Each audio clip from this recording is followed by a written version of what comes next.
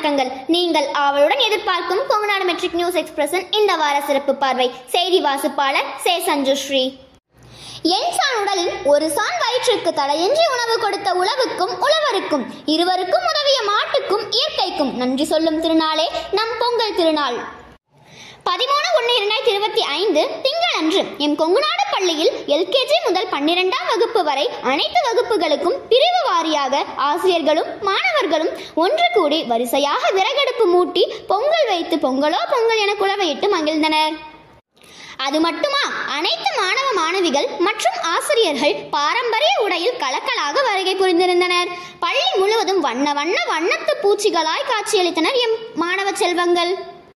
பொங்கல் வைத்து பொங்கல் பாத்திரங்களை வரிசையாக பூஜைக்கு வைத்தனர். பின் அனைத்து மாணவ மாணவிகளும் பாரம்பரிய நடனமான வள்ளி கும்மி, ஒயிலாட்டம், கிராமிய இசைப்பாட்டுக்கு நடனம் போன்றவை மனதை உற்சாகப்படுத்தும் விதமாக இருந்தது.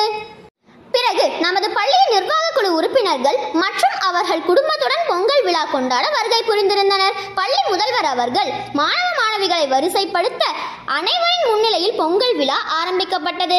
முறையாக கரும்பு நிறுத்தி முடக்கத்தான் கொடி கட்டி சாணத்தில் தெப்பக்குளம் வைத்து மாட்டினை அழைத்து வந்து அதற்கும் பூஜை செய்து பொங்கலோ பொங்கல் என ஒலி எழுப்பி பொங்கல் விழா இனிதே அரங்கேறியது.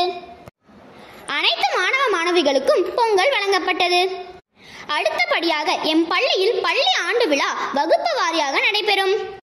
21/1/2025 செவ்வாய்க்கிழமை அன்று 7 மற்றும் 8ஆம் வகுப்பிற்கும், 22/1/2025 புதன்கிழமை அன்று 5 மற்றும் 6ஆம் வகுப்பிற்கும், 23/1/2025 வியாழன் அன்று 3 மற்றும் 4ஆம் வகுப்பிற்கும், 24/1/2025 வெள்ளி அன்று KG மழலையர் வகுப்பிற்கும், 25/1/2025 சனிக்கிழமை அன்று 1 மற்றும் 2ஆம் வகுப்பிற்கும் ஆண்டு விழா வெகு சிறப்பாக நடைபெற உள்ளது.